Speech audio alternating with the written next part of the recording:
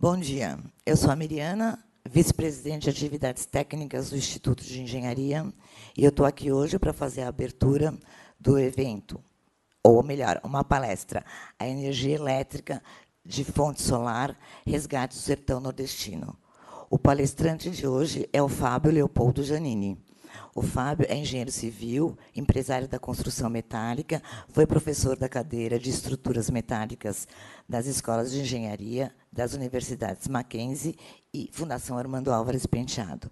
Recebeu, em 2010, o título de cidadão quixeramobinense. Bem, falei direitinho, né? Então, a abordagem hoje vai ser o problema do sertão do Nordeste antes da água e a extrema pobreza, a terra e o homem do sertão do Nordeste continuam, respectivamente, secos e sedentos, como sempre, porque estão mais pobres do que nunca. As vultuosas quantias investidas pelo poder público desde 1906, quando da inauguração do açude do Cedro, em Quixadá, com a construção ordenada ainda no Império por Dom Pedro II, o primeiro de grandes dimensões com recursos do erário. Jamais atingiram o objetivo desejado e necessário de proporcionar o progresso, além de matar a sede. Sucesso este, em todos os casos, muito limitado pelo isolamento geográfico dos empreendimentos. Em 2007, iniciou-se de maneira não ortodoxa a construção dos canais dos PIS-FINS, projeto de integração do Rio São Francisco para as bacias do Nordeste Setentrional, também chamado de transposição do Rio São Francisco, a transposição do Rio São Francisco, né? Com o prazo para término em 2010 e custos de 4,5 milhões. Hoje, vamos lá. Hoje, eu preciso de uma régua para continuar lendo. Muito compridinho. Perdi. Desculpa, gente, eu sei que vocês estão me assistindo, mas eu perdi o do hoje em diante. De grandes... 4,5 bilhões. 4, isso, obrigado, Fábio. Hoje acumulando um atraso de 6 anos e uma elevação de custos que os fez subir para 9 bilhões. Estamos sem nenhuma perspectiva para o início das operações respectivas. De uma coisa temos certeza, mesmo que um dia terminado, o PIS-FNS jamais catalisará geradores de riqueza, conjuntos de empreendimentos agropecuários, indústrias comerciais ou de serviços que satisfaçam a necessidade de atender a demanda de emprego e renda atual e a médio e longo prazo, contribuindo ainda para a formação de poupanças públicas e privadas municipais, indispensável aos investimentos de infraestrutura. A nossa solução para que esse momento importante projeto dignifica a engenharia hidráulica brasileira, gere riquezas, é cobrir parte dos canais com painéis fotovoltaicos apoiados sobre estruturas metálicas, ancorados nas bordas dos canais, para produzir energia limpa, vendável e economizar água. Convido todos a assistir esta palestra agora. Já fazem... Aliás, essa palestra já foi dada no Instituto de Engenharia de São Paulo, do Paraná e do Clube de Engenharia do Ceará. Bom dia, senhores que tiveram a coragem de chegar num dia frio e chuvoso como esse, aqui no nosso Instituto. Bom dia também às pessoas que nos assistem pela internet, principalmente aos queridos amigos do Ceará, em especial da nossa cidade de Quixeramobim. E também a uma pessoa que está ausente aqui porque está hospitalizada, mas que tem dado um tremendo apoio, nosso querido amigo do Max 60, Ayrton Guardia. Um grande abraço ao Ayrton, tenho certeza que ele está nos assistindo, né? Então, senhores, a nossa palestra de hoje tem por título a energia solar, a energia elétrica de fonte solar, o resgate do sertão nordestino. Nós começamos esta luta, esta batalha, em janeiro de 2015, com o artigo que eu escrevi, que foi publicado na revista do Instituto de Engenharia, sob esse título, O Drama da Seca no Nordeste.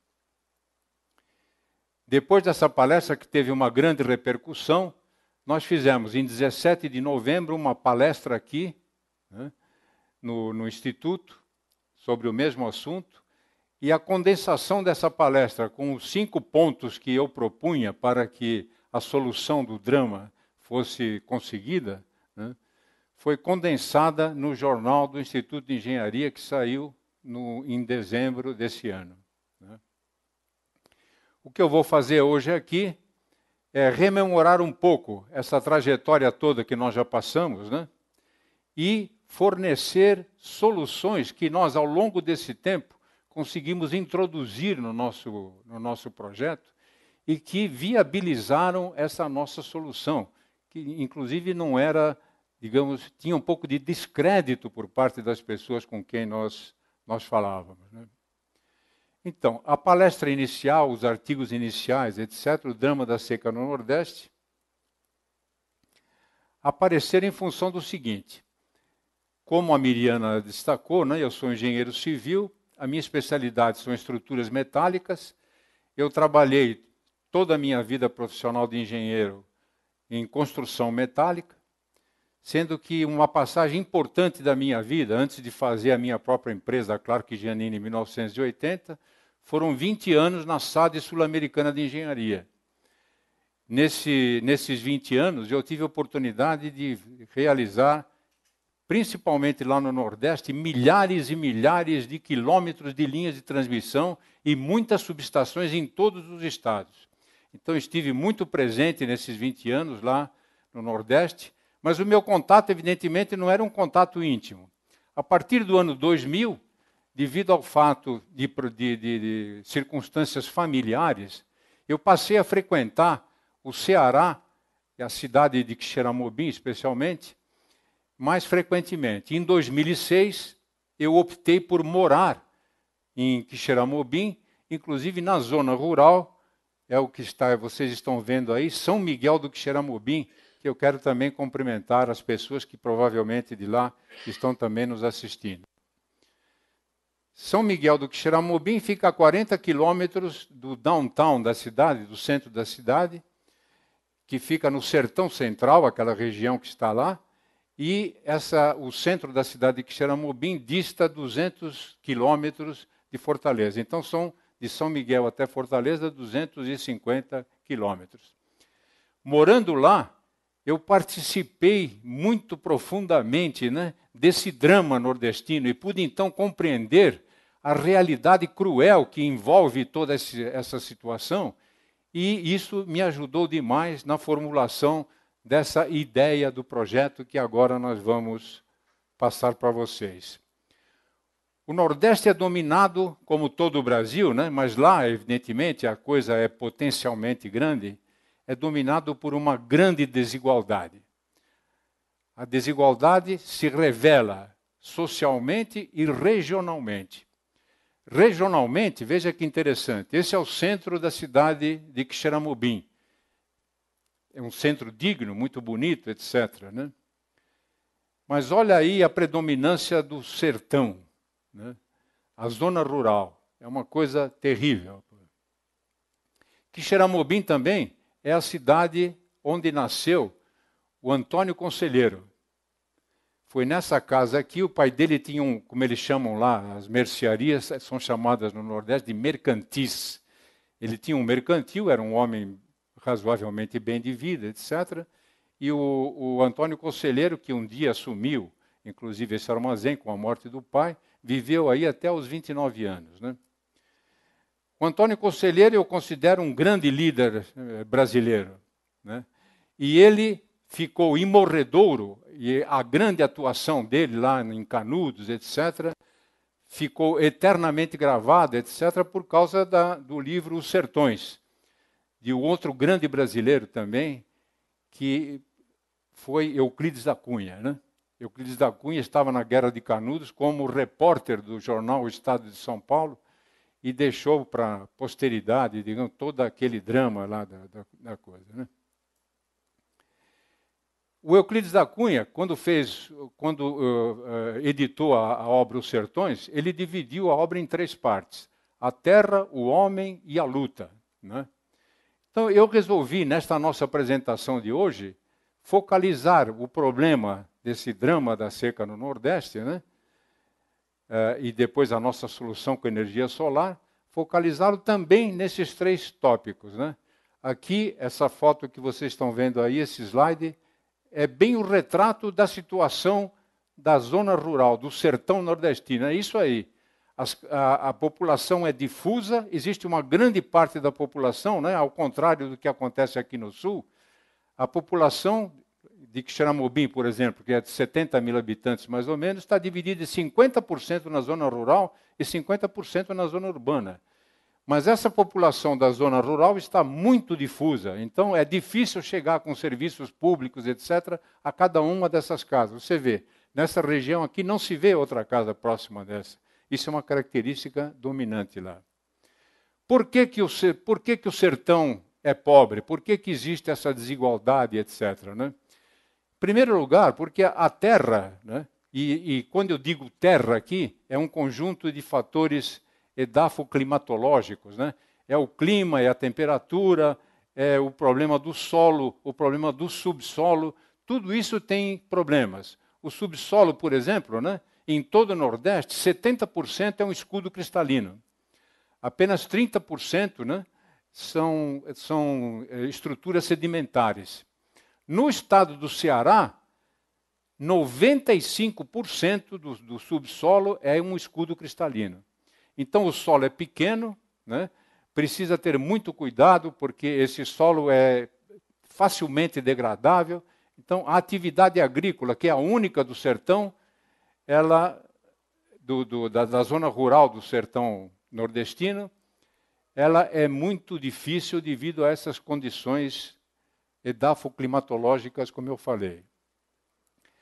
Além dessa condição adversa do solo, do subsolo e do clima, né, houve também uma ação antrópica durante todo o tempo, desde a colonização. Começou primeiro com a exploração desenfreada da madeira, depois com as grandes plantations de cana, e finalmente com a criação do gado à gandaia. Eles pensaram, né, desde o século XVII, que haviam descoberto o moto contínuo. Era só jogar o gado lá, não fazer nada, não pagavam mão de obra, porque dividiam lá a quantidade de bezerros de cada 4 que nasciam. 3 era do patrão e 1 era do empregado e tal. E assim foi. Só que com isso, eles destruíram o meio ambiente. Tá certo? Isso aqui, por exemplo, é um rio seco. No Nordeste não existem rios com água, por incrível que pareça. A única época do ano em que tem água é quando chove, porque não existe reserva no subsolo. Esse subsolo cristalino, ele às vezes é aflorante, né? Chega bem em cima, né? Então não há possibilidade de armazenar águas embaixo, como nós temos aqui no sul, por exemplo, né? Com o aquífero Guarani, ou então lá no Amazonas, o Alter do Chão, etc. Lá não existe isso, certo? Água no subsolo existe em algumas vezes, não muito frequentes, em fendas desse solo rochoso, né? E quando ela existe, quando ela aparece, ela é salobra, ela é com um índice de salinidade que não pode ser usado para consumo humano ou animal, e também para irrigação, precisa ser tratada, né? Mas olha aí, os rios se transformam em poeirentas estradas de areia durante 9 meses do ano, porque chove concentrado em 3 meses.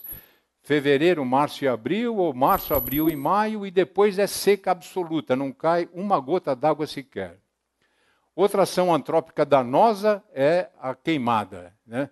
Eles cortam todas as árvores, juntam tudo isso, né? Eles chamam de encoivarar, e tocam fogo em cima, e isso é uma desgraça, né? O resultado dessa ação antrópica, né, e dessa condição já difícil de per si do solo, é essa que vocês estão vendo aí. nós temos 826 mil quilômetros quadrados de caatinga, né? E desses 826 mil, 48%, ou seja, 400 mil quilômetros quadrados, já foram desmatados. Portanto, não existem mais possibilidade de se recuperar. 200 mil quilômetros, 24%, estão degradados. Outros 200 mil quilômetros em avançado estado de degradação. E remanescem, existem apenas 4% ou 26 mil quilômetros da Caatinga, que é um bioma único no mundo. Não existe em nenhum outro lugar do mundo bioma semelhante. Bom, qual tem sido a luta, né, para entrarmos no terceiro item, do homem do sertão, do homem nordestino, nesse tempo todo, né? Existem duas camadas, e aí a desigualdade social. Existem somente duas camadas sociais no Nordeste: os extremamente ricos e os extremamente pobres. Não existe uma camada média, tá certo? E como vocês sabem, é a camada média que move o progresso. Então lá nós estamos com esse distanciamento brutal. A camada de cima, né, os políticos, os dirigentes, etc., a luta deles, desde o século XVI, XVII, tem sido a de reservar água. Devido a essa deficiência hídrica que existe lá no Nordeste, né, o pessoal chegou à conclusão que era interessante reservar, e é realmente uma política interessante. Mas eles fizeram única e exclusivamente isso: reservam água, mas essa água essas reservas estão concentradas, né, em grandes propriedades, de pessoas de grande poder econômico, etc. O povo normalmente não tem acesso, digamos, a esta água, e isso não propicia o progresso nessa região. Então é um horror. Eu coloquei aqui 3 açudes dos maiores do Ceará e dos maiores do mundo, né? Esse Castanhão é o maior açude do Brasil. Ele tem 7 bilhões de metros cúbicos de capacidade. Esse outro é o açude Castanhão, é um açude que foi feito agora no princípio do século XXI. O açude Oroz foi feito no tempo do Juscelino Kubitschek, em 1958, quando o Juscelino criou a Sudene, né? Tem 3 bilhões de metros cúbicos de capacidade. E, finalmente, o açude de Banabaú, que é no sertão central, onde está situada a cidade de Quixeramobim, tem 1 bilhão e 600 milhões de metros cúbicos. Para vocês que não estão acostumados, evidentemente, com essas dimensões volumétricas e tal, eu posso dar um exemplo aqui bem rapidamente, que é o seguinte. O Cantareira, o nosso famoso Cantareira aqui, que abastece uma população de mais ou menos 6 milhões de pessoas em São Paulo, né, tem 1 bilhão e 300 milhões de metros cúbicos. Então, só o Castanhão, que tem 7 bilhões, é 6 vezes maior do que isso aqui, né? E o Cantareira, a despeito de todos os problemas que nós temos tido, principalmente agora nos últimos tempos, ele tem servido, digamos, a população, tem abastecido isso e tem gerado e acompanhado esse progresso. Lá, realmente, infelizmente, isso não causou ainda nenhuma possibilidade de impulsionar a economia do local. Apenas mata a sede, né? Existem no sertão central, onde eu moro, lá do Ceará, 5.825 espelhos d'água. Imagine os senhores, que quantidade enorme, né? Numa pequena região do estado. Sabe-se que em todo o Nordeste existem mais de 70 mil espelhos d'água. Vocês veem que coisa incrível essa política de fazer reserva de água, né? Mas esses 5.825 espelhos d'água representa uma capacidade de 2,8 bilhões, 1,6 bilhão dos quais são daquele açude de Banabaú que nós falamos lá. Apenas 19 desses 5.825, para você ver que o Estado não teve ainda a capacidade de chegar em todo esse potencial, né? Apenas 19 açudes são monitorados pela COGER, que é a Companhia Gerenciadora de Recursos Hídricos, e tal, instituída no final dos anos 90. Esses pequenos açudes, né, dentre eles está o nosso lá do povoado de São Miguel. Então, vocês vejam, aqui é o sangradouro. Não existe ponte sobre o sangradouro. Não sei porquê, talvez a verba não foi suficiente para atender a todas as necessidades. Então, quando o açude sangra, né, que é um bem, o açude sangrar, porque há uma cultura de vazante e tal que se desenvolve, a população fica ilhada. Né? Eu mesmo, em 2004, estava lá, precisava ir a Fortaleza para tomar um avião para São Paulo, etc. E o ônibus que eu estava dentro não pôde passar lá, ficou dentro, tiveram que me salvar, etc. Foi um horror. Né? Bom, o que se faz com toda essa reserva de água? Né? Praticamente nada. Certo? O que nós fazemos é um desperdício, porque o consumo humano é 25 milhões de metros cúbicos no Sertão Central. Eu estimei que o consumo animal fosse outros 25 milhões de metros cúbicos. Né? Então, a somatória dos dois dá 50 milhões de metros cúbicos. Isso aqui é um consumo anual. Né? Então, 50 milhões de metros cúbicos, perto de 2,8 bilhões de metros cúbicos, que é a capacidade do Sertão Central, é zero. Tá certo? Então, o problema é o seguinte, não se aproveita essa água no Sertão Central para fazer irrigação, para produzir riquezas, nada. Apenas ninguém mais morre de fome, tá certo? Ninguém mais morre de sede no sertão. Como aconteceu, por exemplo, na grande seca de 1877, 78 e 79, que foi um dos motivos que fez aparecer o Antônio Conselheiro. Né? A população do estado do Ceará, naquela ocasião, eram 800 mil pessoas, uma grande população já, né, para o fim do século XIX. Dessas 800 mil, morreram 400 mil, 50% da população nesses 3 anos de seca morreram. É incrível esse negócio, é uma coisa fantástica, né? Mas não se faz nada. A evaporação é enorme, o engenheiro Renato Zuclo, logo depois, vai falar um pouco sobre evaporação, etc. E nós vamos verificar que tragédia que representa isso, jogar no ar milhares e milhares de metros cúbicos, né, todos os anos, sem fazer absolutamente nada com ele. Dentro dessa situação, chuva concentrada, clima ruim, terra não favorável, etc., etc., o sertanejo, que é a camada mais baixa da população, continua vivendo de uma cultura de subsistência. A única atividade é a atividade agrícola. Diria agropastoril, eles criam também um gado, cabras, etc., né? Mas essa cultura é uma cultura de subsistência. Os produtos principais que eles fazem, com os quais eles trabalham, é milho, é 70% da produção de grãos do Ceará, o feijão, que é 20% da produção do Ceará, e outros, né, que poderiam ser coisas mais importantes, porque, por exemplo, a mamona, o algodão, né?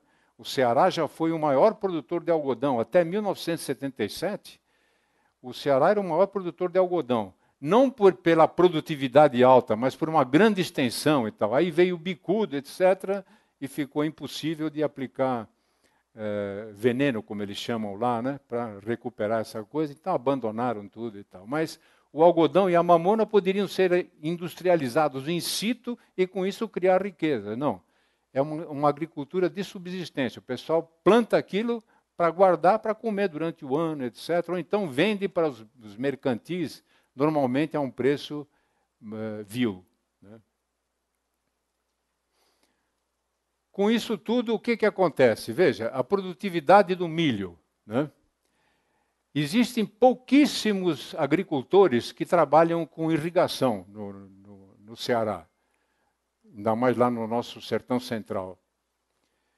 A produtividade da plantação, que depende exclusivamente da chuva, é 1,2 toneladas por hectare. A produtividade das poucas irrigadas, etc., que eu comprovei pessoalmente e tal, 12 toneladas, quer dizer, uma produtividade 10 vezes maior. E a produção geral, em virtude de toda essa condição, etc., é o seguinte, a máxima do século XXI, que aconteceu em 2006, 1.146.000 toneladas. e a mínima 234 mil toneladas. Portanto, uma variação de 80% na produção de 2006 e 2012. Quer dizer, como é que pode, né? Eu chamo isso, o gráfico dessa produção seria uma senoide, né? Ela vai mais um, depois vem zero, aí vem para menos um, mais um. É incrível isso. Imagine os senhores, uma produção brasileira de grão de 200 milhões de toneladas, né? Se tivesse uma variação de 80%, produzia 400 mil toneladas num ano, o país quebraria, né? Isso acontece lá. Nesses anos em que a produção é 200 mil toneladas, né? Isso tem se repetido nesses últimos 5 anos de seca, não total, mas seca parcial, a produção é baixíssima. Os caras ficam sem fazer nada, ficam esperando que, eventualmente, um dia volte a chuva, rezando para São José, que é o santo, aqui em São Paulo é o São Pedro, lá é o São José que manda na chuva, né? Bom, aqui, depois de tudo isso, é o retrato numérico da pobreza. Certo? Esses são dados de 2013, né? O produto interno bruto per capita brasileiro é de era em 2013, R$ 24.200 por ano, né? Quer dizer, um brasileiro, na média, recebia R$ 24.200 por ano. O do Ceará, né, que tinha o produto bruto era o PIB era 90 bilhões e a população 8 milhões e meio.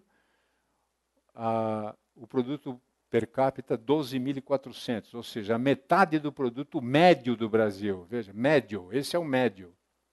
E, finalmente, a tragédia, Quixeramobim, o produto bruto per capita, R$6.000. Então, a metade da metade da metade. É impressionante isso. Bom, todo mundo imagina e sonha, puxa, nós não podemos evoluir na nossa agricultura, etc., porque não temos segurança hídrica, né? Essa imensa reserva e tal. Basta não chover um ano, por exemplo, se algum agricultor vai querer fazer irrigação, todo mundo, inclusive o juiz, etc., e até, certamente, né, pega e impede de fazer aquilo. Não, primeiro é a água, depois dessedentar o gado, etc., e fica tudo parado e não se faz nada. Então, muita gente sonha com essa segurança hídrica. Em 2007, né, começaram as obras da transposição do Rio São Francisco para o Nordeste Setentrional. Eles chamam lá de integração da bacia do Rio São Francisco para o Nordeste Setentrional. Esse projeto da transposição nasceu já no século XIX, né? No tempo de Dom Pedro e tal, se fazia isso. Isso voltou várias vezes e tal, e sempre era afastado porque era muito caro, não sei o quê. No governo Fernando Henrique Cardoso, foram formadas comissões, fizeram-se estudos preliminares, etc., etc., até que, quando assumiu o governo o presidente Luiz Inácio Lula da Silva, ele pegou firme, etc., e colocou essa obra como um ponto fundamental da gestão dele. Houve uma luta enorme de 2003, quando ele assumiu, até 2007. Os estados doadores, né, que a Bahia, o Sergipe, Alagoas, etc., né, não queriam que fosse feita essa transposição, porque achavam que antes de fazer essa transposição seria necessário fazer a revitalização do Rio São Francisco. E tinham toda a razão, né? Mas, no fim, foi atropelado, se passou por cima disso tudo, etc., e as obras começaram com a arma de engenharia do Exército, né, fazendo para compor um fait accompli, como dizem os franceses, né? Não, vamos começar, está fazendo, ninguém rasga mais, etc., e a obra fica aí. Foi assim que foi feito. Então, passaram por cima de uma série de providências que precisariam ser feitas. É uma obra transestadual, portanto, precisaria de aprovação do Congresso e tal, quando envolve mais de um Estado e tal. E tudo isso não foi feito. O que foi feito foi o seguinte: dentro dessa aceleração, dessa coisa toda, né, o projeto básico, evidentemente, era um projeto básico deficiente. O projeto executivo, eu não sei se existia ou não, etc., né? E a coisa foi atropelada. Como eu digo sempre, colocaram os carros da política na frente dos bois da engenharia, né? A transposição, deixa eu voltar um pouquinho ali, né? São duas captações. A primeira, ali onde está escrito Cabrobó, né? no Pernambuco, capta um pouco adiante do reservatório de Sobradinho, que está aqui embaixo, e leva a água para os estados do Ceará, um pedacinho aqui da Paraíba. Vamos ver se eu consigo. Vem aqui, um pedacinho aqui da Paraíba, e aqui no norte vai desaguar no rio Apodi e leva a água para o estado do Rio Grande do Norte. E o eixo leste, que é esse aqui, capta água direto na barragem de Taparica e leva a água para os estados do Pernambuco, e aqui em cima a Paraíba, né? Então, são 350 quilômetros no eixo norte e 300 quilômetros no eixo leste. São 650 quilômetros de transposição. Esses dois eixos, que são canais, né, eles levam água para os rios de todos esses estados. Agora, se não houver uma distribuição da água por esses estados, através de planos especiais, etc., não adianta nada, porque não significa nada levar água naquele rio. Tá certo? Então, no estado do Ceará, por exemplo, que é um problema que eu conheço razoavelmente bem, a água da transposição chega aqui na cidade de Jati, né? E o projeto chamado de Cinturão das Águas do Ceará leva água por todo o estado, dá a volta em todo o estado. E existem ramais internos, né, que levam a água para as regiões aqui internas. Por exemplo, esse tramo aqui vai levar, através de um túnel de 20 quilômetros, né, vai levar água para o rio Patu. E esse rio Patu vem para o reservatório de Banambuiú, que está aqui. E outro ramal, ele sai daqui, também através de um túnel, só que esse de 10 quilômetros, e vai para o Banambuiú também, passando pela cidade de Quixeramobim, que está aqui. Ó.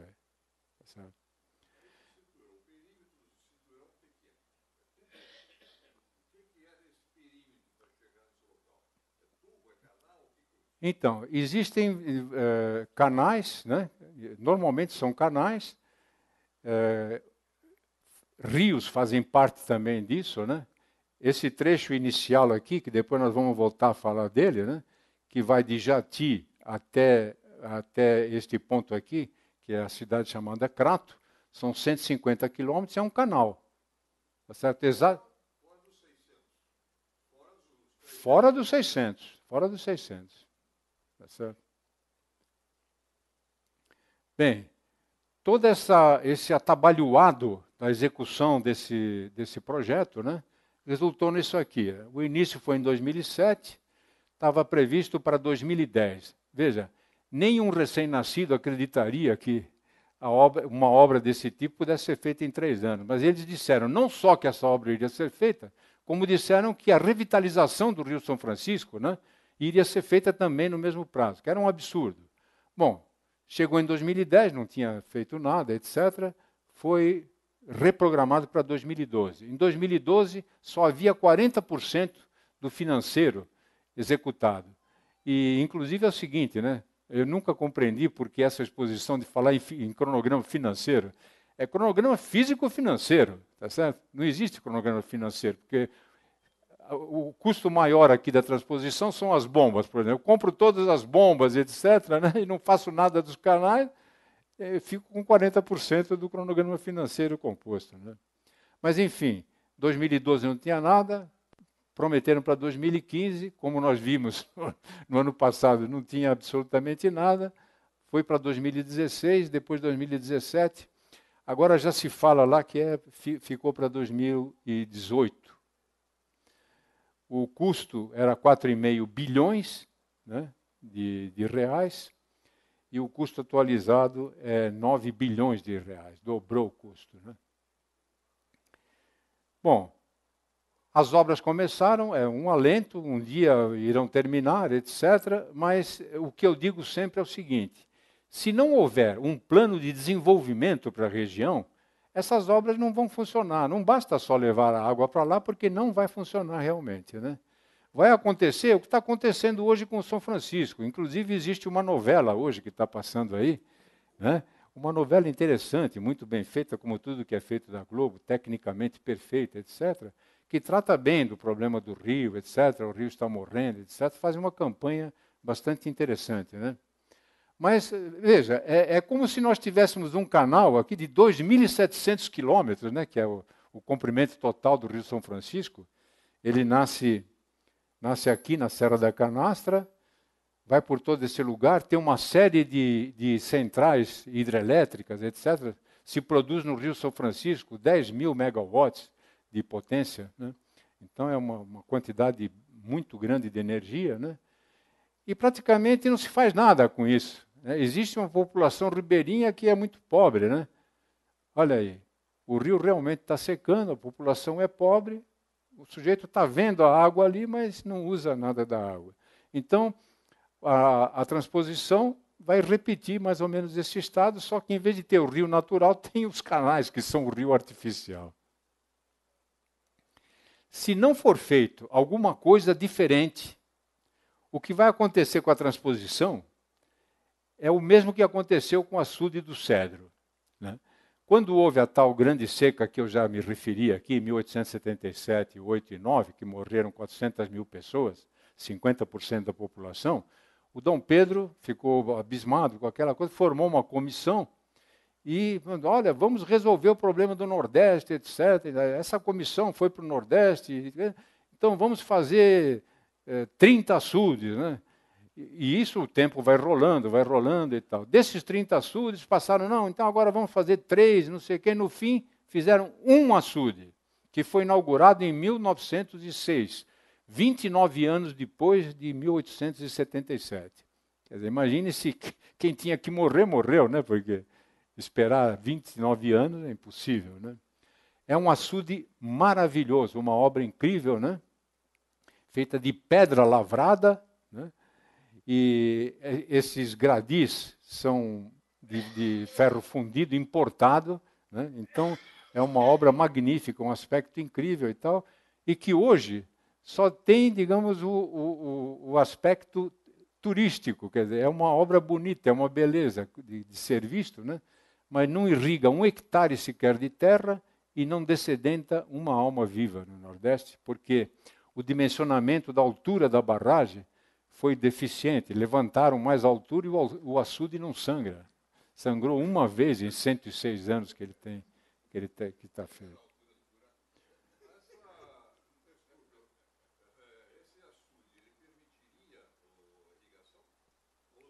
Pois então, o projeto feito... Bom, sim, a sua pergunta, né? Se realmente isso poderia servir. Claro, veja, a capacidade do açude Quixadá, 125 milhões de metros cúbicos, é uma capacidade boa. Ele poderia, sim. Inclusive, houve um projeto inicial que havia uma série de canais de irrigação e tal, para irrigar não sei quantos hectares e tal. Seria a solução para a produção agrícola do sertão central e tal, né? Mas isso não funcionou porque construíram plantações montante dessa barragem, né? Contaminaram essas águas e por isso ele não pode ser utilizado nem para irrigação nem para consumo humano. Então veja, eles deixaram isso tudo como está em vez de recuperar e construíram outro açude, né? Esse tem 125 milhões. Construíram outro açude lá para abastecer a população, etc. De 450 milhões de metros cúbicos. Então, são coisas, sabe, inexplicáveis, né? Bom, aí, há 2 anos, são explicáveis. Há 2 anos atrás, ou 3 anos atrás, eu tive conhecimento de uma inovação tecnológica em cima de canais, né? Isso aconteceu na província de de Gujará, na Índia, né? É essa província que está aí.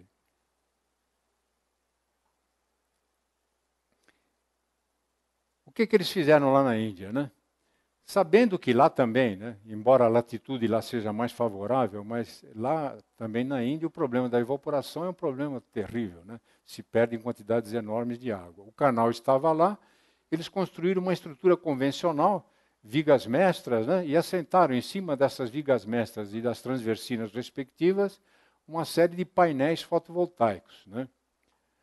Então, eles têm 1.900 quilômetros de canais, produzem 2.200 megawatts de energia, economizaram porque colocaram em cima do terreno, né, 4.750 hectares de terra e fizeram uma economia de 20 milhões de metros cúbicos de água por ano. Tá certo? Esse negócio de baixa é porque nós adotamos, no primeiro tempo, a mesma solução aqui no nosso projeto, e resultava 713 mil toneladas de estruturas e tal, mas desconsiderem essa parte aí, né? Então, a ideia nasceu e foi aí que então nós afunilamos o nosso pensamento, né? Por que não fazer a mesma coisa aqui no Brasil, onde nós temos um problema maior de evaporação, temos uma boa capacidade de produção de estruturas metálicas e o país precisa, para crescer, a uma média de 4,5%, 5%, que era o desejável, né? Nós estamos muito longe disso, etc. Mas para crescer isso, precisa de pelo menos 3.500 megawatts de energia por ano para crescer a 4,5%. Né? Para ter uma energia consumível de 3.500 megawatts, é necessário que sejam instalados 6.300 megawatts por ano. Né? E a EPE, que é a empresa de projetos elétricos, né, do governo brasileiro, ela projetou no plano de 2013 e 2023, o plano decenal, a necessidade de 60 mil megawatts de energia, sendo que desses 60 mil, 8 mil megawatts seriam de energia renovável, né? A eólica, a solar, etc. Então, há uma necessidade, há uma destinação específica para isso, por que não fazer? E em fazendo, por que não aplicar nesse nosso projeto? Né? Eu já recebi algumas críticas. Bom, mas por que fazer painéis solares em cima do canal? Por que não fazer no solo, né? Uma solução terrestre? Né? Não, porque é o seguinte, os canais estão ali. Né? Existe evaporação. Se nós podemos cobri-lo e produzir energia, né, sem gastar o terreno e contribuir para a economia de água, inclusive, né, por que não fazê-los ali? Tá certo? É uma razão interessante, preponderante. Aí nós pensamos também, bom, nós vamos cobrir os canais com painéis fotovoltaicos, se isso redundar, digamos, em economia, se nós conseguirmos provar que é viável economicamente, né? Mas só isso adianta, né? Só cobrir os canais e viabilizando tecnicamente a produção de energia e a economia de água, isso adianta? E a conclusão que nós chegamos algum tempo atrás era, não adianta. Por quê?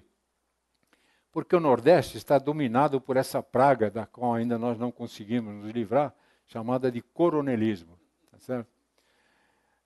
Tudo começou com as sesmarias, né? Na época da colônia. Deram para uma pessoa quantidades imensas de terra. Né? A sesmaria de Garcia Dávila, na Bahia, tinha uma área maior do que os estados de Sergipe e Alagoas somados. Uma coisa fantástica. Né? Então, esses homens dominavam tudo, né? E eram donos da vida e da morte das pessoas que viviam junto deles. Né? Em 1831, quando Dom Pedro I voltou para a Europa, o filho, com 5 anos, ficou aqui, se formou lá um triunvirato, né? Que fazia a regência, era chamada de regência trina. Né? Essa regência trina não tinha muita capilaridade, etc., em todos os lugares do Brasil. Então teve outra ideia igual àquela das sesmarias. Lá. Vamos fazer o seguinte. Vamos dar para o potentado local, quer dizer, o fazendeiro, o sujeito que tem um poder econômico, vamos dar a força de exército para esse indivíduo. Quer dizer, vamos armá-lo, né? fazer uma organização hierárquica, tinha o coronel, o major, o capitão, etc., e soldados, etc., né? Então, financiaram, né, o crescimento de poder desse pessoal. Eles que já tinham o poder econômico passaram a ter o poder de polícia e o poder de exército. Então ficaram, pô.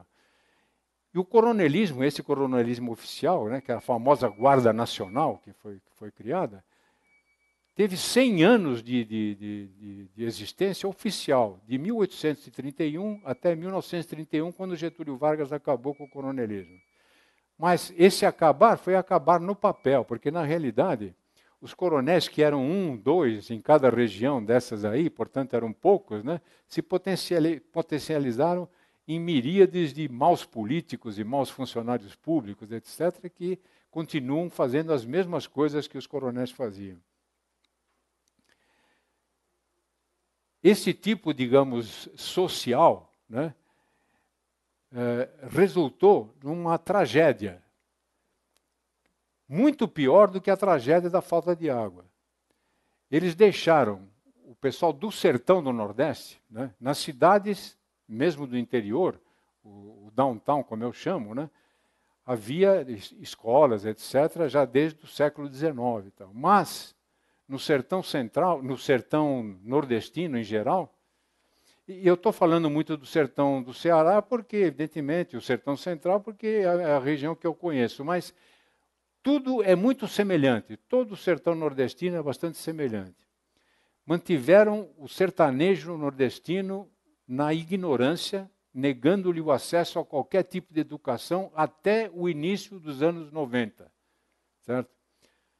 Resultado disso, 30 anos depois, a população do sertão central, entre os 15 e 65 anos, que é a população economicamente ativa, é de 477 mil pessoas.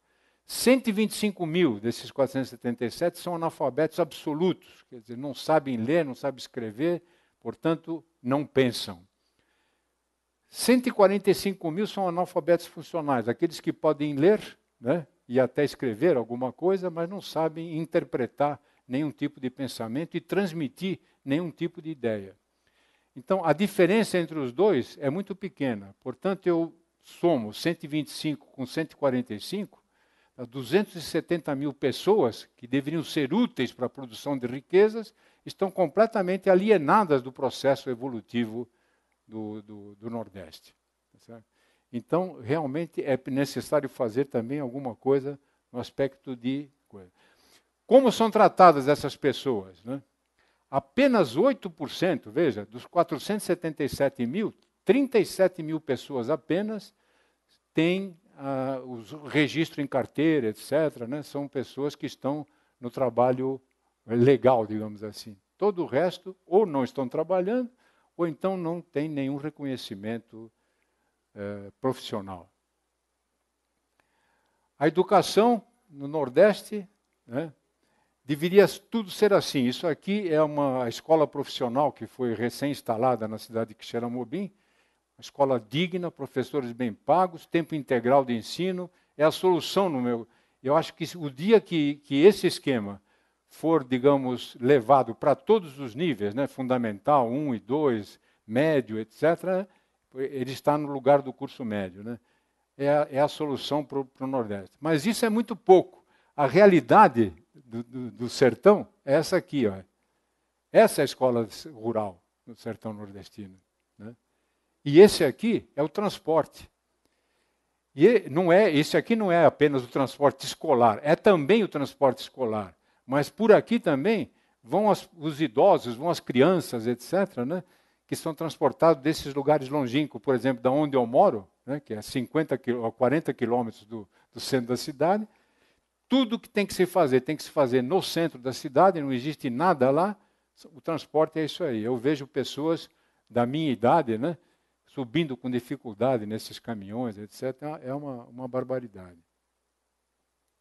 Então, a educação tem dois caminhos. Um é o oficial, tem os cursos oficiais do Ministério da Educação e tal, e a educação dos alienados, quer dizer, precisa trazer essa população alienada para o nosso convívio. existe um programa de agentes comunitários de saúde, né? E um programa de saúde familiar, que foi instituído em 1986 no Nordeste, e funcionou bastante bem, diminuindo o índice de mortalidade infantil, o índice de mortalidade materna, etc., né?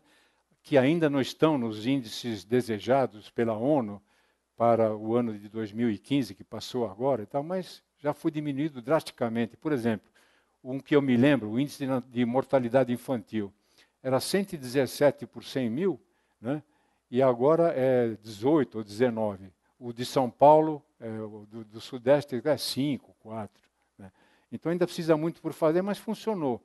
Eles têm lá um lugar onde o médico vai devidamente motorizado, etc., 1, 2 vezes por semana, mas tem lá toda uma equipe de enfermeiros que atende esse pessoal, e tem os agentes comunitários que vão na casa das pessoas, né, para perguntar do que ele sofre, o que não sofre, marcar consultas, etc. E tal.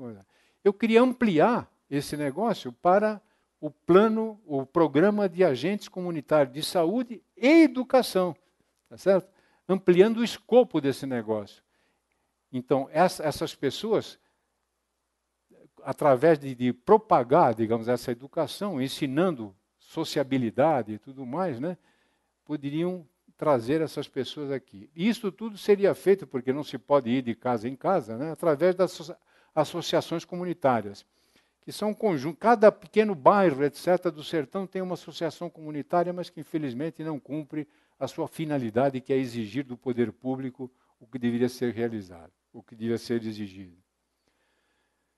Bom, toda essa situação, e aí que eu defendo, né? Eu defendo que o Nordeste, principalmente o sertão nordestino, precisa de um tratamento diferenciado. Qual tratamento diferenciado? Ele necessita de investimentos maiores do que qualquer outra região, porque ele tem sofrido durante todo esse tempo, todo esse estigma, essa causa toda aí. Né? Então, em 1915, houve uma tremenda seca, né? E nessa seca morreram também milhares e milhares de pessoas. Essa tragédia foi relatada pela Raquel de Queiroz. O livro chama-se O 15, é um livro impressionante que eu peço a vocês que leiam, né? Porque e veja que coisa incrível que aconteceu. As pessoas de todo o sertão, perante a falta de água de um ano inteirinho, acabou a água, o gado morreu, não tinha alimento nenhum e tal, se dirigiram para Fortaleza. E lá, nas proximidades de Fortaleza, né, fizeram campos de concentração, iguais aos nazistas de Hitler e aos comunistas de Stalin. Né? Morreram várias pessoas, eram enterrados em valas comuns, etc. E essas pessoas eram impedidas no seu direito de ir e vir, com a promessa de que, não, vocês fiquem aqui e tal, que nós vamos arrumar trabalho, vamos dar remédio, vamos, né? Na realidade, abandonaram essas pessoas. Né? Em 1919, quando entrou o presidente Epitácio Pessoa, ele fez um plano para o Nordeste, que incluía uma série de açudes, estradas de ferro, comunicação, etc., etc., né?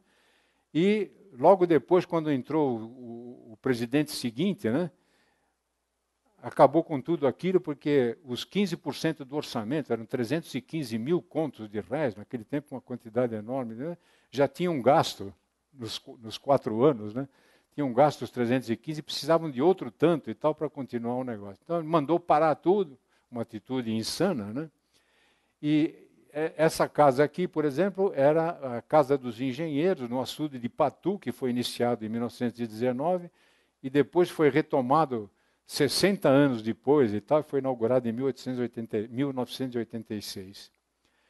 E em 32 houve uma grande seca. Aí, em vez de deixarem o pessoal chegar até Fortaleza, eles já iam fazendo campos de concentração em todo lugar. Então, esse aqui é em Senador Pompeu, no açude de Patu, mas prenderam gente em Quixeramobim, em Quixadá, prenderam gente em Juazeiro, né, no Crato. E foi uma barbaridade também, uma coisa insana. E esse outro aqui, uma coisa terrível. Né? Em 1942, o Sudeste Asiático, que é onde que se produzia a borracha e tal, estava na mão dos japoneses. E os americanos precisavam de borracha para o equipamento bélico dele, etc. Então fizeram um programa, deram uma grana para o governo brasileiro e diz, olha, convoca pessoas e tal para irem para a Amazônia ativar a produção de borracha na Amazônia, que estava, né, bastante diminuída, etc. Né? E aí, senhores, veja a outra, que é uma verdadeira, desculpem até o termo vulgar aqui, uma sacanagem do tamanho de um bonde. Né? Foram, ou à força, ou então, digamos, por vontade própria, mas a maioria foi à força, né? 58 mil nordestinos foram para a Amazônia. Certo? Desses 58, 28 mil morreram. Para ter uma ideia, né, e o Ivan, que é um especialista na Segunda Guerra Mundial, sabe muito bem, nós mandamos 25 mil soldados para a Segunda Guerra Mundial, que foi mais ou menos concomitante a esse negócio aqui, né? E, infelizmente, nós tivemos mortos, né? Mas foram 400 mortos, né, Ivan? 500 mortos. Aqui, nesta guerra aqui, né, morreram 28 mil brasileiros, todos nordestinos. Quer dizer, uma tremenda de uma injustiça. Né? Do dinheiro que os americanos deram para que fosse levado para o pessoal, etc., eles deram apenas um conjunto aqui, uma calça, uma camisa dessas aí, um chapelão e, pasmem, senhores, um maço de cigarro. É incrível.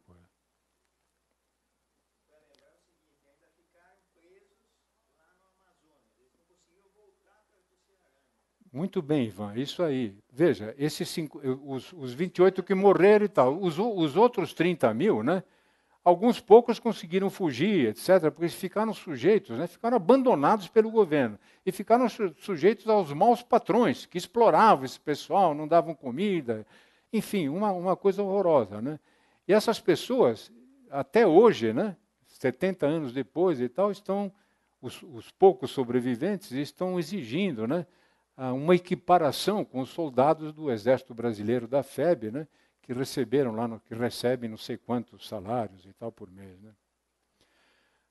Então, toda essa indignidade aconteceu, né, e culminou com o grande problema que eu acho que é a imigração. Né. Nós ficamos emocionados, né, quando vemos na internet, quando vemos na televisão, o pessoal que está fugindo, né, da Síria, da Turquia, não sei de onde, etc., os imigrantes lá, aquela situação terrível.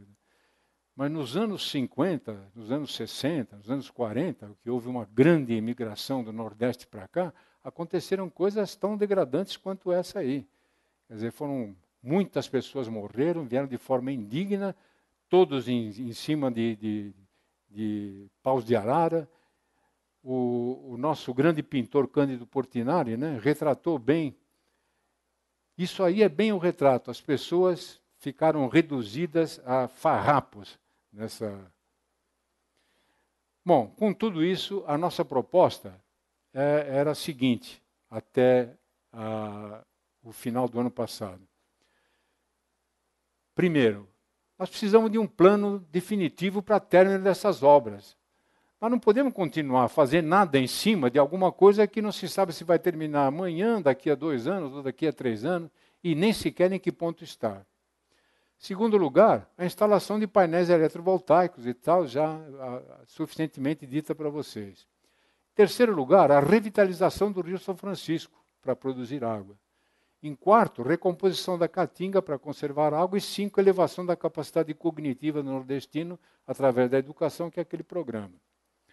Até dezembro, nós pensamos que poderíamos atacar disso tudo e tal, através de uma estratégia de levar essa mensagem e tal, através de palestra, não sei o quê e tal.